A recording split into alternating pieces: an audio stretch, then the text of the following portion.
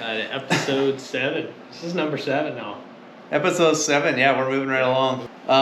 So last weekend, what happened last weekend?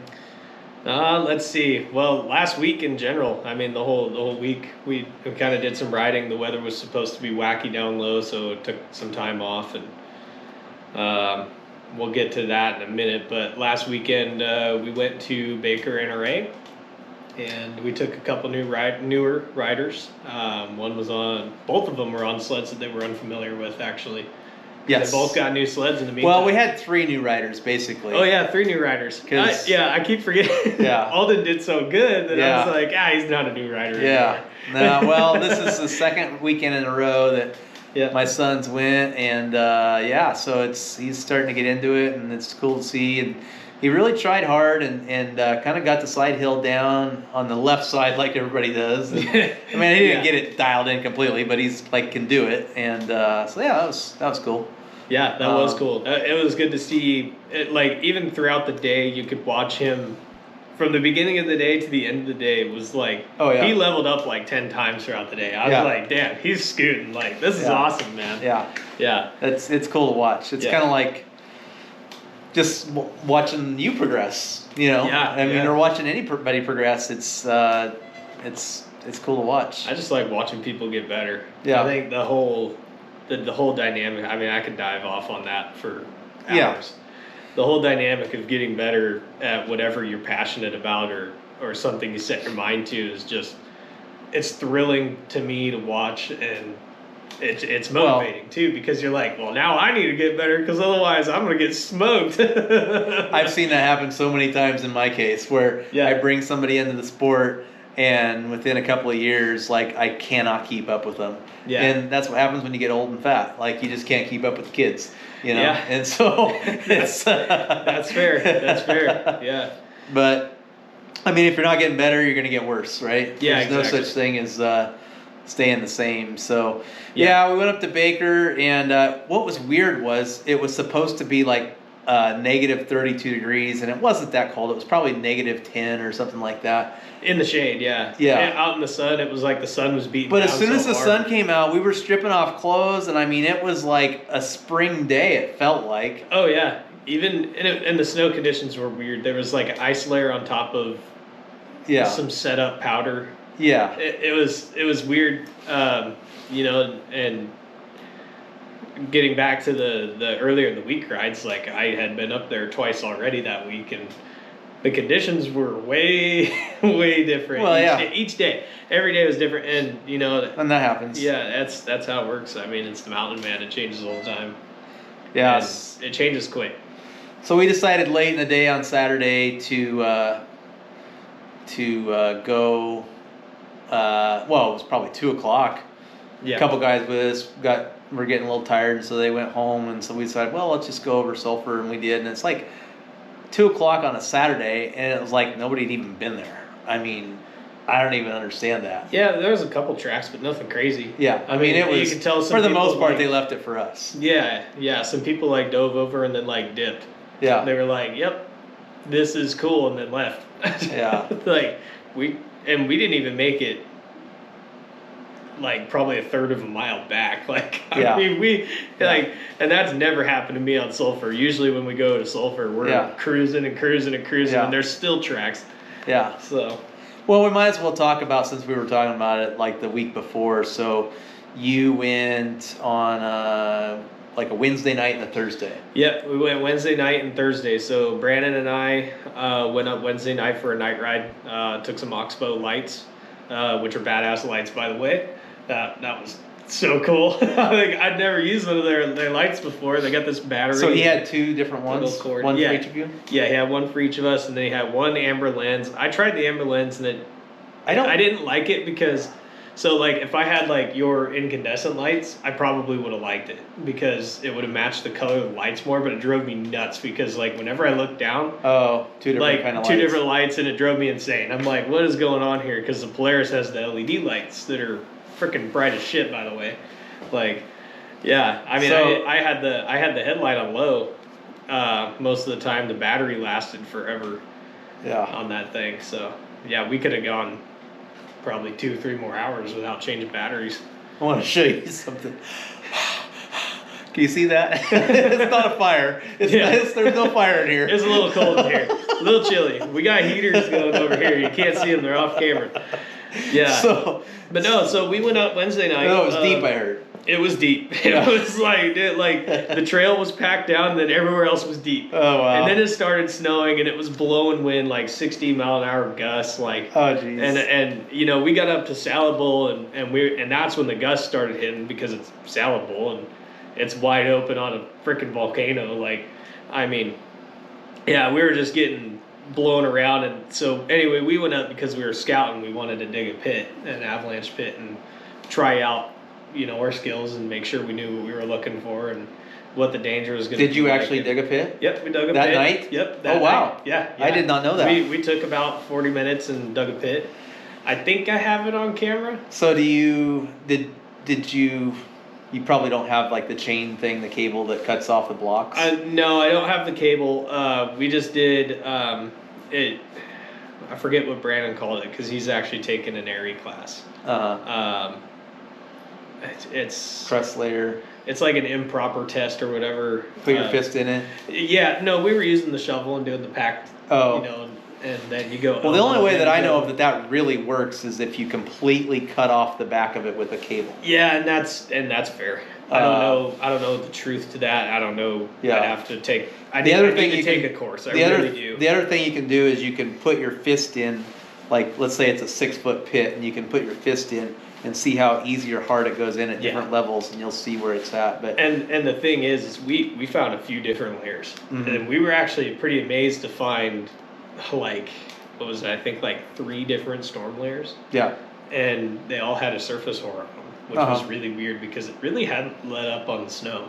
Yeah. But yeah, it was crazy. It was stable though. Like, it did not break off very easy at all. Like, I mean, and you had to get way, way, way down. I mean, we're talking like, I want to say it was 170 centimeters before we found. Well, if something that deep breaks, you're gonna die anyway. Well, yeah, and the thing is, with how windblown it was up there, we weren't gonna find anything that deep that wasn't in the valley. Yeah. Like. Yeah. So we were like, okay, well, we'll come back tomorrow and ride. Like, screw it, and that we did. So we went back. On our way back, I tore off and played in the meadow a little bit. Because, dude, I mean, it was untouched. Like, no one had been in the meadow. Everybody just ran right on by it. And I'm like, what? like that's some of the, I don't know. Like, I mean, I'm a huge mountain guy, but there is nothing like going and dipping off in that meadow and just like, because you got like all these like rolling little pillows and hills and granted you gotta watch out for the stumps, but that's the danger of riding in general. And but yeah, I tore that up a little bit. We tore it up for like 10-15 minutes, and which isn't very long, but we were both like, it's 9:30. We didn't tell anybody. We did, but we didn't give anybody details. We're like, we need to get back to the truck. So safety got the best of us, and which is a good thing to get the best of you. And we tore off back to the trucks, and we did leave a note on the trucks though. We did leave a note just in case. We're okay. No, we just kind of left a note in case anybody showed up in the morning and the trucks were still there. I mean, that would be a dead giveaway. Yeah. To begin with, right? Trucks with snow on them first thing in the morning, and but we left a note saying, hey, this is who's up here. This is what we're riding. This is what time we should have been back. If we're not back, we're probably come find us. Oh, jeez. Yeah. So what about Thursday? Thursday, we went out kind of late on Thursday. I think we got up there about 9:30, which for us is late. Yeah. Like, we usually get up there like 7 o'clock, 6:30. Right. Sometimes 6. Yeah. And gosh. I think we met up with some guys up there, like, they were like, okay, so I need to stop rambling, organize myself here. So we got off the trucks, and my gauge started working on its own. Okay. Interesting. and then it would flicker on and off, and I was like, okay, whatever. So we go up there, and God, who did we have with us? We had Tyler with us. That's right, and he was on his little trail sled thing, and you know, he's tearing off in the meadow, having fun, and I tore off in the meadow, had some fun. There was actually probably about 20 other people up there, like 20 sleds, and a couple of them were just hanging out in the meadow. They had some new riders with them, and you know, they were watching us play around in the meadow, and they were like jealous, and I'm like, it comes with experience. You just got to go do it. Like, like get on your sled and go through there. Like, get the gas, let's go. And so then anyway, they got stuck. And, you know, well, that's gave tough them too, some tips. it's flat. It's flat ground, and that's the worst kind of stuck, as we all know. Exactly. But anyway, we gave them some tips for getting unstuck, and they listened, and they went and had a good time after that. And we tore off up to Salable, and Tyler was like, "I'm gonna go back to the truck. I've had my fun." And I'm like, "Okay." So he made it back to the truck safe, and we got up to Salable. So the funny thing was it was like lightly snowing, like a little bit of a breeze, nothing crazy down in the meadow. And we get up to Salable, and it's just fucking dumping and windy and whiteout conditions. That's we can't Baker. see anything, and we're That's like, the mountain. "Oh my god!" That's the way it goes. I admittedly, I was a little miserable. I wanted to ride so bad, but you know, you just couldn't see anything. And then so we played around in that first spot up on the railroad side, and you know, because you could kind of see over there. And then it let up a little bit, so we went over to Sulphur Side, and we're playing around on the hill over there. We could see the Abbey piles that it must have slid like the night before. Imagine that. Yeah. And yeah, so we were like, okay, well, at least everything slid already. That's awesome. And so we were playing around on that, and we still couldn't see anything. So we kind of we saw some other dudes on sleds, and they were clearly getting stuck and getting unstuck and then getting stuck again. So we decided, well, we'll go see what these guys are up to and see if we can ride with them. And they're playing like right below the waterfall there. And you know, we still just couldn't see anything. So I decided, I'm like, I'm going to go up this hill and like on, and dude, it was just like, and it was deep, like right in that spot. It was like epic deep. I'm like, this is awesome. Like, I see, like this is, you know, so we're going up that and getting stuck, and we couldn't do anything because, you know, they're just too nervous. I mean, you can't see anything, so you let off the throttle. And sight's the biggest thing. That's like the most important thing for me for snowmobiling is sight. Yeah, exactly. And that drives me nuts too. And like, I was like, I think we should just go back to the meadow. And Brandon's like, no, we're staying up here till the sun comes out, because it kept like trying. Yeah. Like you could see a break in the clouds. Yeah, usually like 1:30 it kind of breaks up a little bit. And that's exactly what it did. Mm-hmm. And yeah, about 1:30 we're sitting there eating lunch, and because I was just like, okay, fuck this. Like, I'm cold and I'm hungry. I'm gonna eat my food. And so I'm sitting there eating my buffalo chicken wings, and the sun breaks out, and I'm like, oh, sick. And yeah, by that time everything was windblown, so it was all set up. Well, I went out for just a little bit in the morning the day before that, up on the other side of Baker, on the north side, with Mikey Bouchon and Dan Chin, and I was a little let down. The snow on that side was a little wet, I'm gonna say. It was like 6 inches of powder on top of snow that it was wet. Yeah. And with me, I like to hit the bunny slopes like first thing to build my confidence for the day. Yeah. I like something easy.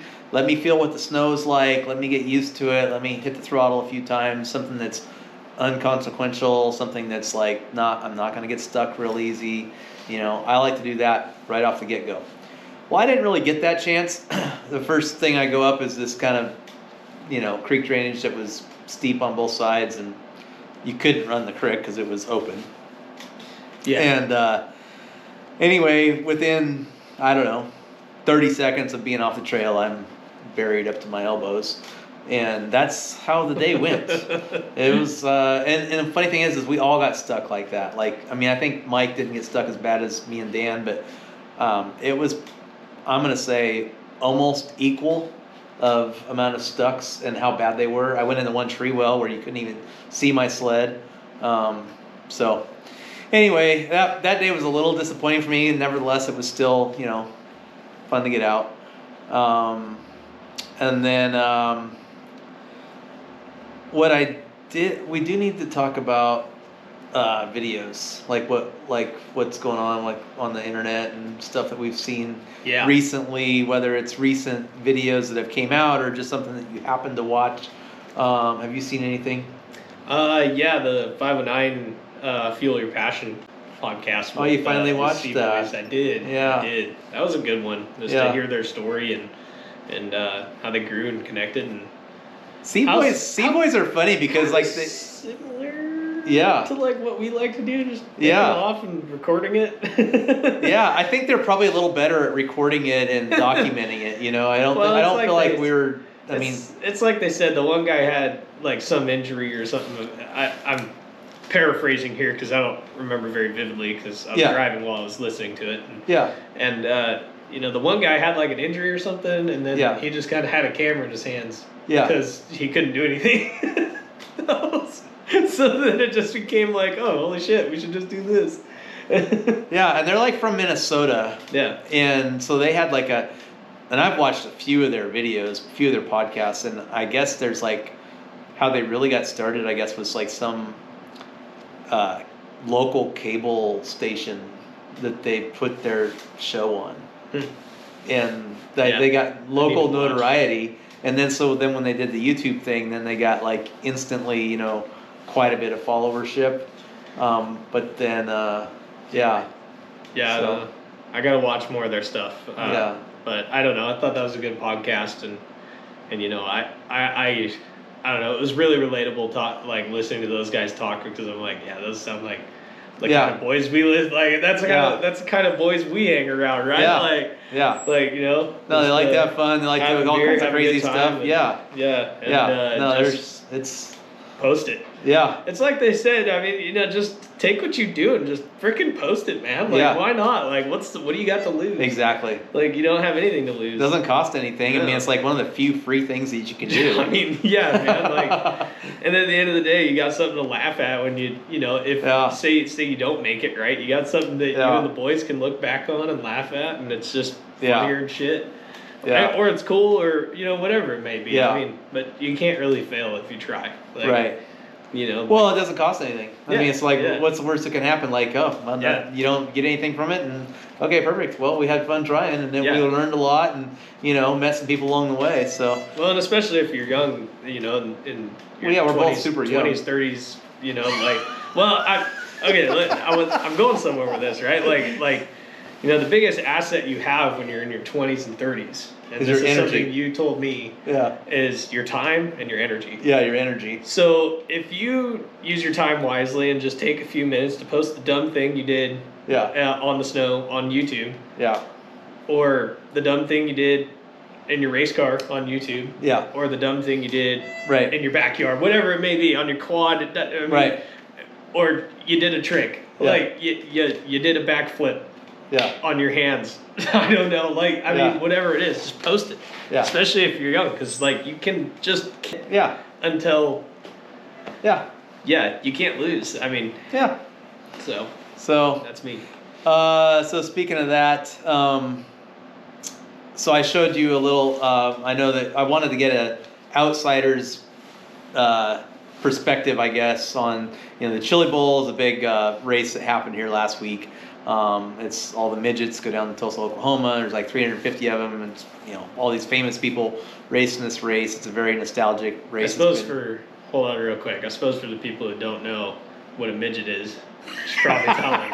So they don't think that there's this 350 little short dudes. One of the most, if you caught me when I was 15 years old, you told me, I go watch midgets race. Like, what the hell are you talking about? That could be something though. Yeah. We should. We organize a midget race? We should have a midget race. Oh my God. I think we're on to something. Do you know any midgets? I know one. You know one? I don't know any midgets, man. Oh, he lives in California. His name is Rico Abreu. He drives race cars. He actually races a midget as well. Okay. Let me wipe my tears off my That's face. midget racing a midget. Is his team name just Midget Racing? Like, so a midget is awesome. a dirt racing car. It does not have a wing. These particular ones have a... there's really no rules other than it's got to be like a 4-cylinder engine. These ones have like 500 horsepower. Yeah. So, anyway. Midgets with 500 horsepower. So there was, yeah. Right. I'm sorry, buddy. I can't get over that. Oh, no. So from an outsider's perspective, right, that's the biggest thing is that's what you got out. I guess I'm not really that much of an outsider because I know what midget racing is. Oh, jeez. So, from an outsider's perspective, the most that you got out of it was that they're not actual people, little people. I guess so. Oh, man. my God. I guess so. I'm just saying for other people that might be watching this, you know, they've been, like, we've got a lot of snowmobilers watching this. They might not watch dirt racing. I don't know. Right. I mean, and I don't even think twice about it because it's like I'm so familiar with it. Like everybody knows racing midgets. Like, well, especially in this area, like these two counties, like everyone knows what dirt racing is because we have two tracks here. Yeah. We got Deming and we have Skagit Speedway. Yeah. Which, by the way, y'all should come visit both tracks. They're amazing tracks, amazing owners. I mean, improvements always happening. Good people, good times. Well, let's get past this. All right. So I showed you this clip of kind of a controversial debacle, I guess you'd say, between Thomas Meserol, T-Mez, and Cannon McIntosh. T-Mez with the crossover move, they make contact as Danner falls out of the transfer spot. McIntosh with a haymaker. Oh! There's T-Mez and upside down moves Thomas Meserol at the checkered flag. Oh my and they gosh. were both in a transfer spot. Are you kidding me?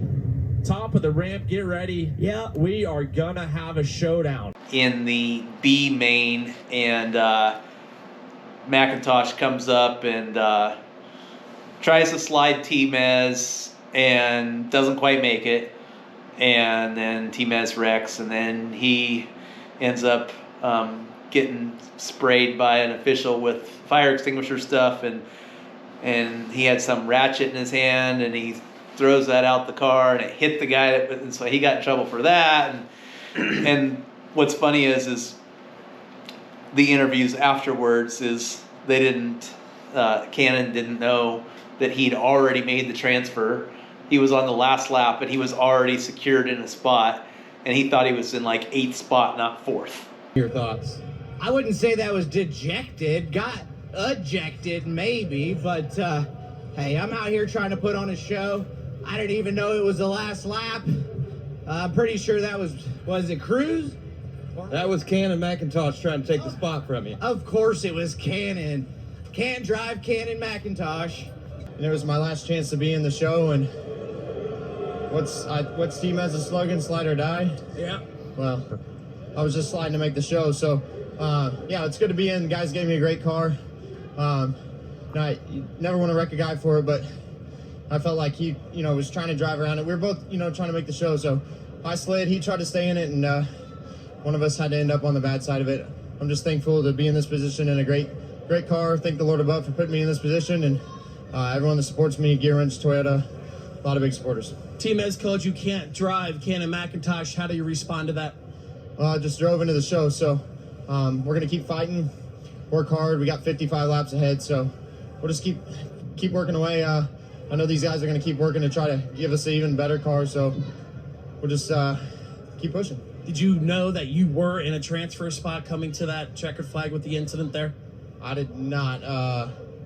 Yeah, that definitely doesn't make it look good. Looking up at the board on the white there, like neither of us were ringing up top 5, and I had thought I was 8th there, but yeah, that kind of makes me look pretty stupid there. Yeah, and so I guess my question is, and I'm going to give my opinion here in a second, but from somebody that doesn't necessarily follow dirt oval racing all the time, you saw that move. Did you think it was dirty, clean, racing deal, or somewhere in between? I mean, in endurance racing, so I come from the endurance racing, which is like road course. You're in a car for 2 hours at a time, and then you switch drivers, and they're in the car for 2 hours. It goes for 8 hours. You really just don't know where you're at doing that. But I feel like, I mean, a race like that, I mean, I don't know necessarily how long they are because, like I said, I don't watch enough to remember. Oh, you will. I will probably this year start following it some more. I really want to. Yeah. So this was a 50-lap race. Yeah, a 50-lap race. Well, I feel like it wasn't a 50-lap. The A main's a 50-lap. I think the B main was probably a 25-lap. Yeah, and I feel like a 50-lap or a 25-lap race, you should kind of know a little more about where you're at, and you know, just in general, be cautious of other drivers, because the fact of the matter is, if you're wrecking shit, like, you know, I don't know, it just causes so many problems for other people, especially if you knew that you did it. But I don't know, man. It's just weird. Like, I mean, that would be if you'd come up to me in an endurance race and done that, you know, accidentally slid into me. I don't know if it was on purpose or not. I really couldn't tell. Well, I don't. So like, say you know. Like, I mean, I don't think you intentionally wrecked him. No, and you're always pushing when you're racing, right? Like, you're always trying to push further, push farther, push forward. But the problem with that is, too, in endurance racing, we race at 90 to 95% of the car. You don't want to be racing 100% because that's when you break shit, that's when you start wrecking, and you actually start losing time, and you fall back. And I don't know, I just feel like it looked to me like he was pushing the car a little hard. And, you know, because of that, it started causing problems. And that's just... Yeah. I mean, I've been there, man. Like, I've been pushing the car when I didn't know how to 95% a car or 90% a car. I ended up, like, and luckily no one was around because, man, in the spot that I was in, I was coming down a hill, and the braking zone is at the top, or the bottom of the hill. Well, I started braking at the top of the hill because I came into it way too hot. I didn't have a choice. And I slid right through the corner. But everybody takes it wider than I did. So if they were coming in, and it's a 90-degree corner, I'm T-boning them.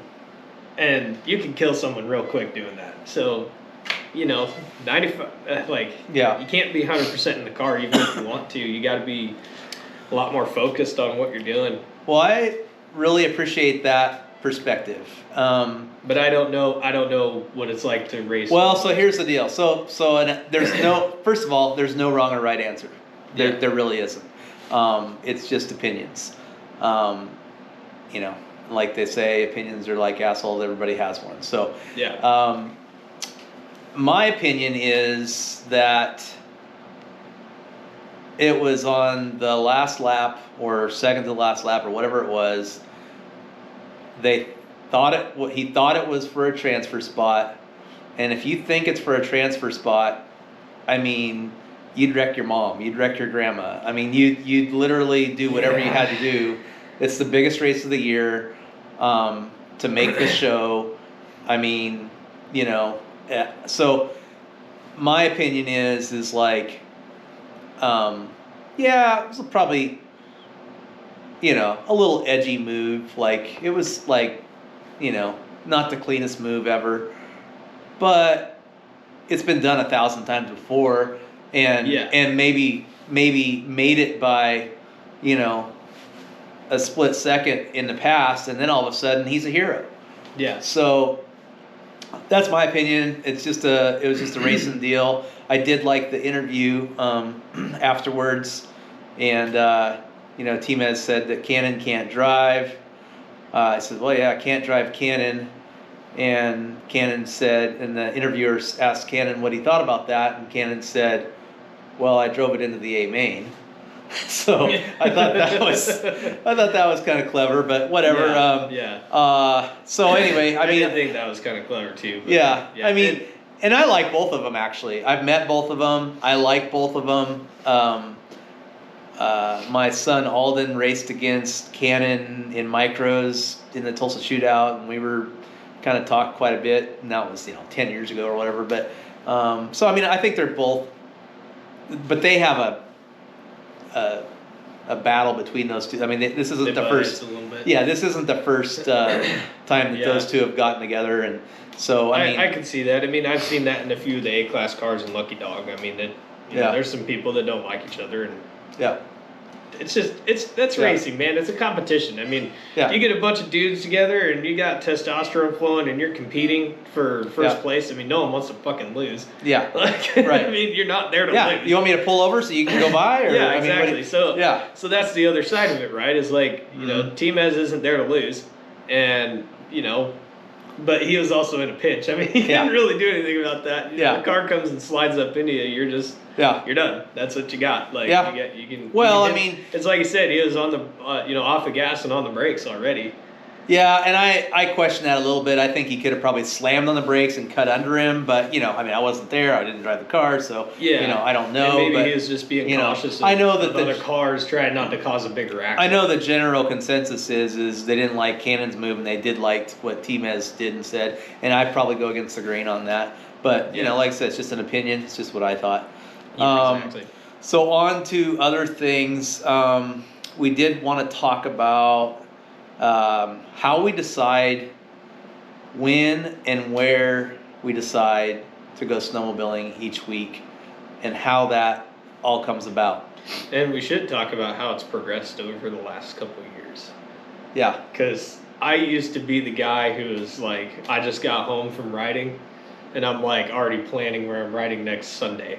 And it's Sunday. I come from the school of we don't decide until we leave the meeting spot at the gas station in the morning. That's and I don't like that as well. I'd rather decide the night before. But I think one question that I see on the internet all the time that is like really a popular question that never seems to get answered, and I'll tell you the answer right now.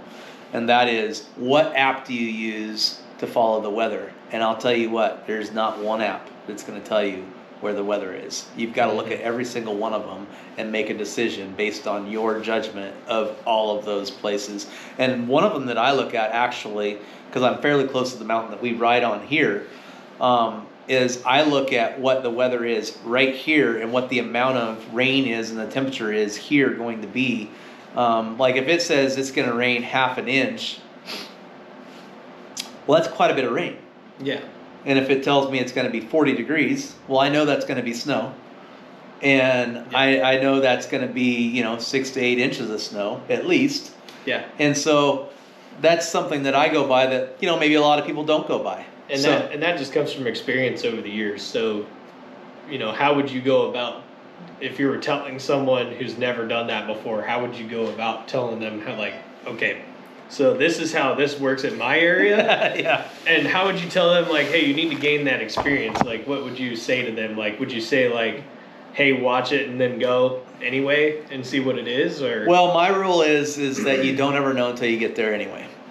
So the number one way that you know is by going. That's the number one way. Mm-hmm. You have to go. You can't just like, it's not going to be good. I mean, you don't know how many times. Well, I'm sure you might know how many times, but how many times does a guy go up to the mountain and get fooled one way or the other? Either it's epic or it's horrible. I think I just told them a couple minutes ago how we got fooled. Yeah. And it happens all the time, right? I can remember 2 years ago, one time I took a day off of work. Storm came in, and it was like a 4-foot storm, and it was going to be bluebird the next day. Mm-hmm. And I mean, I'm excited. There's 60 rigs in the parking lot on a Wednesday. I mean, we're just stoked. And we get up there, and it was ice. Ice, ice, ice, baby. Nice. It was ice. I mean, and what happened was it just warmed up for just long enough for like an hour and rained and then froze on top of all that snow.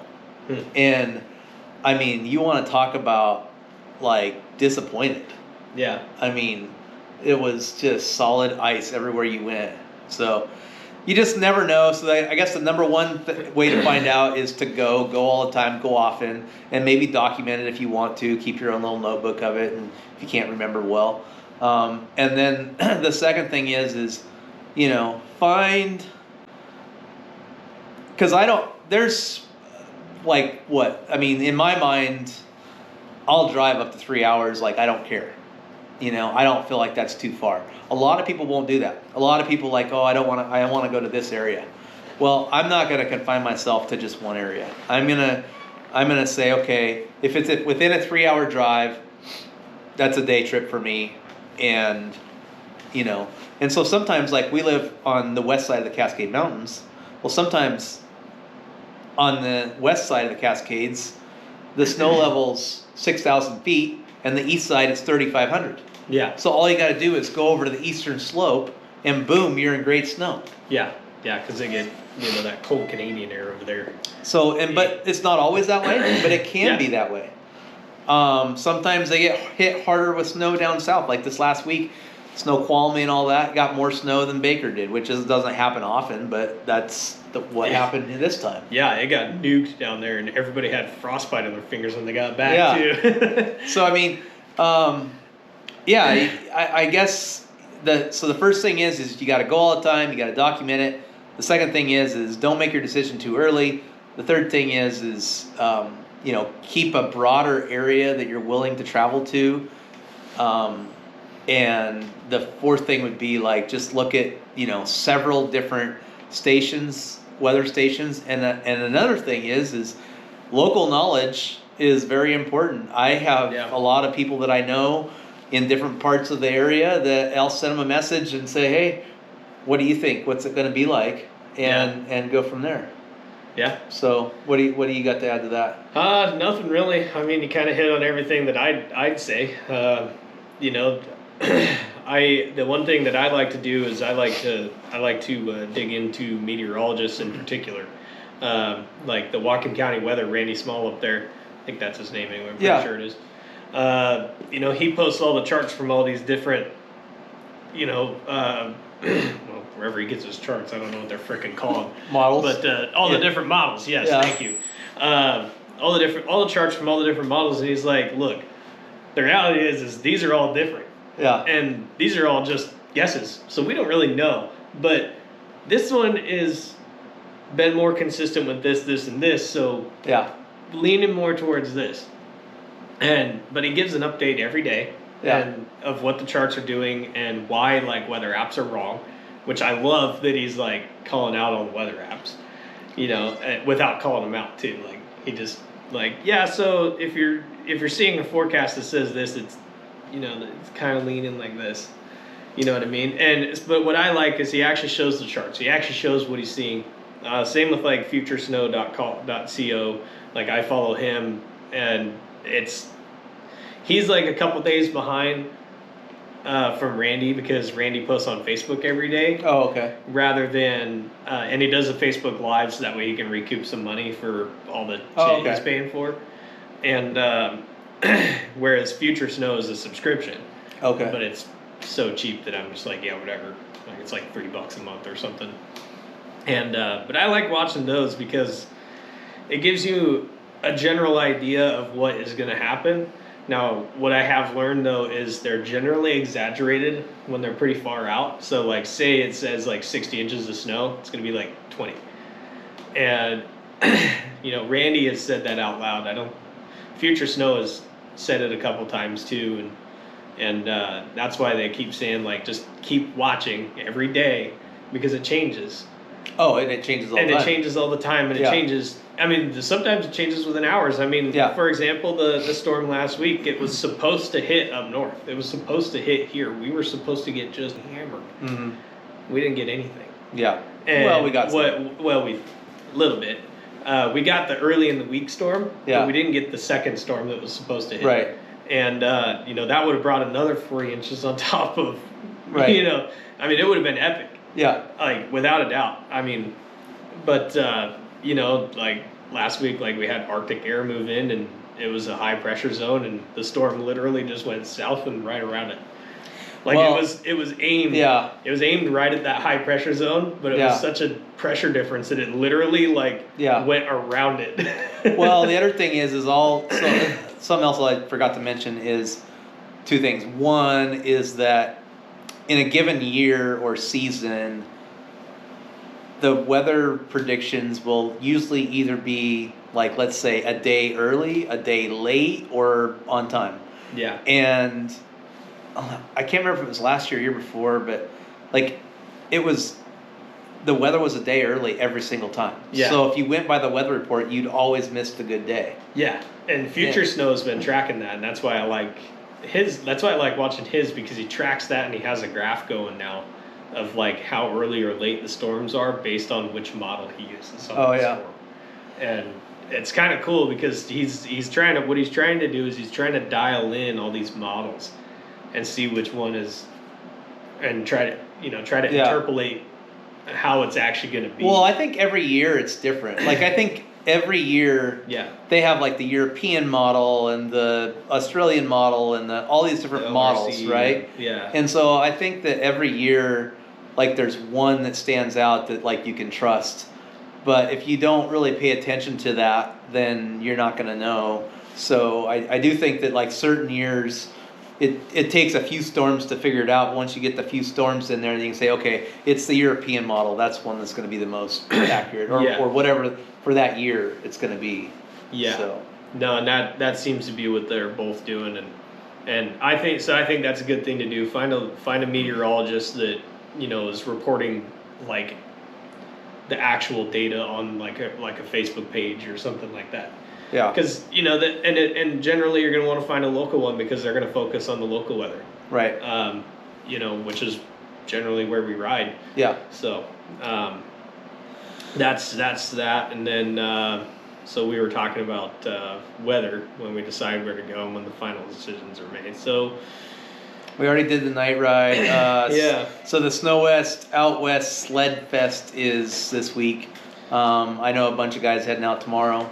Yeah. Now there is a storm coming in tomorrow or tonight. Yeah. So I hope they don't end up with it's already like probably a 12, 14-hour drive with good roads. Yeah. Which could turn into a 24 to 40-hour drive with bad roads. I've had to stay the night in North Bend. Dude, it took me... I mean, they closed the road right in front of me. It took me 16 hours one time to get to Lewiston. It's a 6-hour drive. Yeah. I mean, you don't know. You don't know. Yeah. So it's a cool deal. They didn't really... I don't know if they really advertised it that much. And it wasn't on my radar until recently. And I'm not going, but... I do think it would be a cool deal. I guess the Boondock Nation boys are kind of the ones sponsoring the whole thing, and seems to be the case. I don't know. You sent it to me, and I looked into it, and it looks like a ton of fun. I mean, there's like this big group ride that they do, and it's all sorts of crazy. Yeah, stuff. they've got it's a weekend. They got it at a cabin, and that's the one thing that like I'd like to do something like that here. The problem that we have is that there's nowhere here where you could have like a facility that you just ride out of. Right? Yeah, and that's So that's the trouble with over here for sure. I mean, the snow doesn't come low enough all the time for you to do it out of like Colshan has like those rooms up there that they used to rent out, but I don't know if they do it anymore. I heard that they're not available anymore. They're only available for workers. Gotcha. Yeah, because I know the ladies ride try to get that and they can't. So there's also that. Yeah. And which is a huge bummer. Yeah. But also good for my family's business, I guess. Yeah. Yeah. So there's that, but I don't know. I mean, and you can't really buy any of that land up there, so no one could really because it's all that's the problem. It's never going to be. It's national forest. It's so I don't know. The only place I can think of is that we could do something like that is the Last Resort over on the other side over there. Yeah, they're You the know. only ones that seem to have something close enough with snow So constantly. it would be cool to do something there. You know, maybe we should talk to those maybe we guys. should talk to those guys and get Yeah. something figured out. They're But pretty good dudes. Yeah. I mean, that's where I bought my gear from. Oh yeah. So, Yeah. my tubey stuff. So this weekend, looks like there's a storm rolling in tonight, tomorrow, next couple days. And then it's supposed to, just like clockwork, warm up to 5,000 feet. Every time, man. Yeah, snow levels Every going to time. 5,000 feet Friday night, which really sucks. And what sucks even worse since than they're that. predicting 5,000 feet now, it's actually going to be like 6,000. That's what I was just gonna say. Yeah, That's it's actually gonna be like so we were 60, just talking about 65. trends, and this year the trend has been that whatever the snow level they say it's gonna be, it's like 500 to 1,000 feet higher than that. And Yeah. so that's the thing that really sucks. And so, I was telling him like we might have to go somewhere else. He's like, well, I don't really have the extra funds to do that. And I'm like, I don't either, but We'll make it happen. either that or I'll just stay home and do something else because I'd rather stay home than ride crappy snow. Yeah. Or rained on snow. Let me put it that way at least. Yeah. Yeah. Rained on snow is no fun. Or get rained on. If it's raining or rained on snow, I'm not going to be too excited about it. I would probably still go on rained on snow, but if it's raining, I mean, I've gone a couple times when it's raining just because I want to get out of my sled, and it's just so miserable. Yeah. Like, you get over it pretty quick. Yeah. Like the newness wears off. That is not age. That is not an age thing. That is just it sucks. Like it does. Like, that's why you go up there to get away from rain. Yeah. Well, that's the idea. Yeah. But we live in Washington, and unless you live at the base of Hards Pass, like you're not really gonna get that. Yeah. So I think that's about it. One other thing I did want to say, though, we want to thank all of our Minnesota and Midwest snowmobilers that watch us. We do appreciate that. All you Upper Michigan people and New York and Wisconsin and that whole area back there. We want to go back there and ride one of these days. And we're getting tons of comments on all our social media and stuff from people back there. So well, and I know it probably sounds funny to a trail rider that these mountain rider guys that live in Washington, live out west, are wanting to go trail riding. It's like, no, we want to see, man. I mean, what? Yeah. We don't ride trail sleds. Our sleds are unstable as all get out on trails. Like, I mean, you turn wrong, and you're going over sideways. Yeah. So I'd like to go see, what that's about. I mean, it actually does kind of look fun on the right sled for the application. Yeah. Like, say, like a VR1 Boost Polaris or something. It's just something different. I mean, I don't know if I'd fall in love with it and want to do it all the time, but it's just something different. It's something different, yeah. Yeah. So, for us, which is, for them, what we do is something different. I get reminded of like Levi Lavalle or whatever, jumping across all the buildings in that video, and like he's like a trail rider, right? So that's what I get reminded of. So anyway, well, I think that's it. Till next time, we'll see you. Next time. Stay okay.